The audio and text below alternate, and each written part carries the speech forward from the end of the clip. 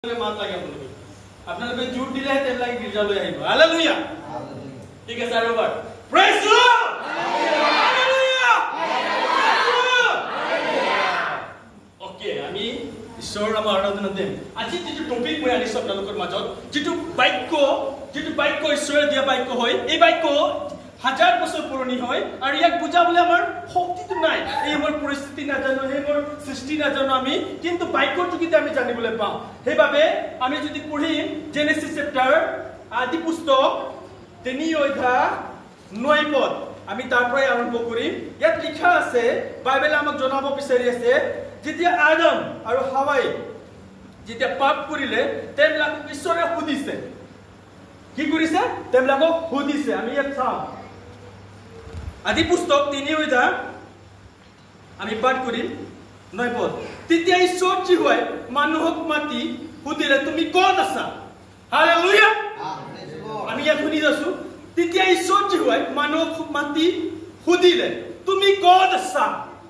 আজি এই বাক্য আমাক কি বুজাব খুজিছে আজি টপিকটো হৈছে আপুনি ক'ত আছে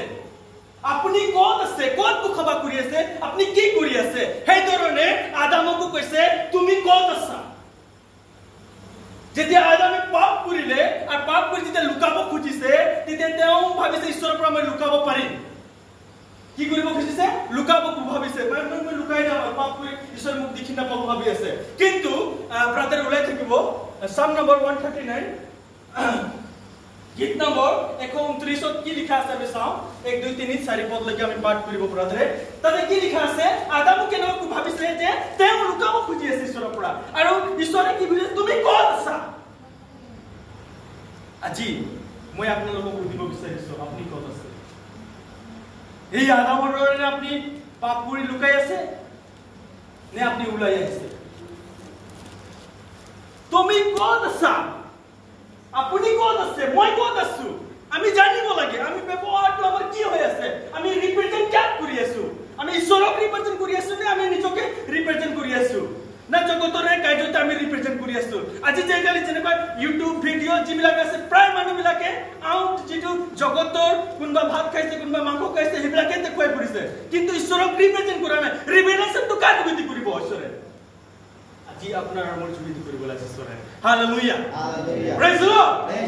ৰিভেলেশ্যন যিটো হয় এই প্ৰকাশিত বাক্যটো যে প্ৰকাশিতটো আপোনাৰ মোৰ যোগেদি কৰিব বাইবেলত লিখা প্ৰত্যেক কথাবিলাক ভৱিষ্যতৰ কথাবিলাক কাক যোগেদি কৰিব আপনি আৰ মই যদি কাম নকৰি আপনি আৰ মই যদি ঘুৰি নাহো এই পাপৰ পৰা তেতিয়া কাক ঈশ্বৰে কৰিব প্ৰেজ গড হালেলুয়া ভাবিছেনে ঈশ্বৰে আহি আকৌ জন্ম ল'ব নেকি তেনেকুৱাতো বাইবেল লিখা নাই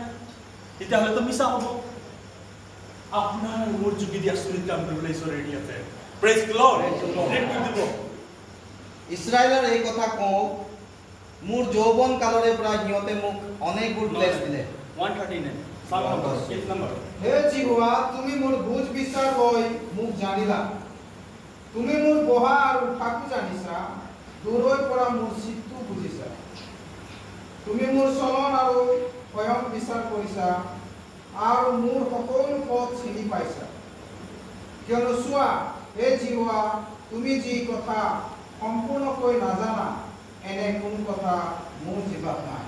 আমেন আমি লগ যাওঁ আৰু ৰেড নকৰো আৰু আছে আকাশত যদি যাওঁ তাতো তুমি আছা বুলি কৈছে পৃথিৱীত মাটিৰ তলত যদি যাওঁ তাতো তুমি আছা বুলি কৈছে ইয়াত কি কৈছে আমাক তুমি ক'ত লছ কৰিছা গোটেইখিনি ঈশ্বৰে জানে তোমাৰ শুৱা জানে তোমাৰ বহা জানে তোমাৰ উঠা জানে তুমি জুপিয়াইছা তাতো জানে ঈশ্বৰে তুমি লুকাই লুকাই ক'ত বজাৰ গৈছা তাকো জানে লুকাই লুকাই কিবা বস্তু আনিছা তাকো জানে ঈশ্বৰে তেনেকুৱা একো বস্তু নাই আমি যে লুকাই কৰি আমি হ'ব পাৰে পিতৃ মাতৃ বা গাঁৱৰ মানুহ লুকাই কাম কৰিব পাৰো কিন্তু বা আমাৰ ৰুমত ব্যক্তিগতভাৱে আমি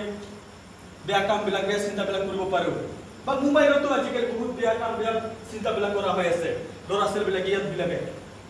কিন্তু ঈশ্বৰে দৃষ্টি ৰাখিছে আৰু ঈশ্বৰে আমাক জনাব বিচাৰিছে যে দৃষ্টি ৰাখিছে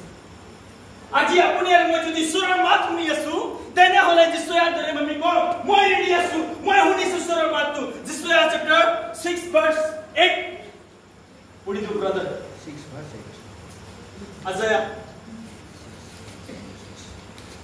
আমি যদি ঈশ্বৰক জানো ঈশ্বৰৰ পাছে মই প্ৰভুৰ মাত শুনিবলৈ পালো। হালেলুয়া আমেন। তেওঁ ক'লে কি ক'লে? মই কাক পঠাম? নাই নাই প্ৰথমত কি কৈছে আমাক কি জানো? পাছে মই প্ৰভুৰ মাত শুনি পালো। আমেন।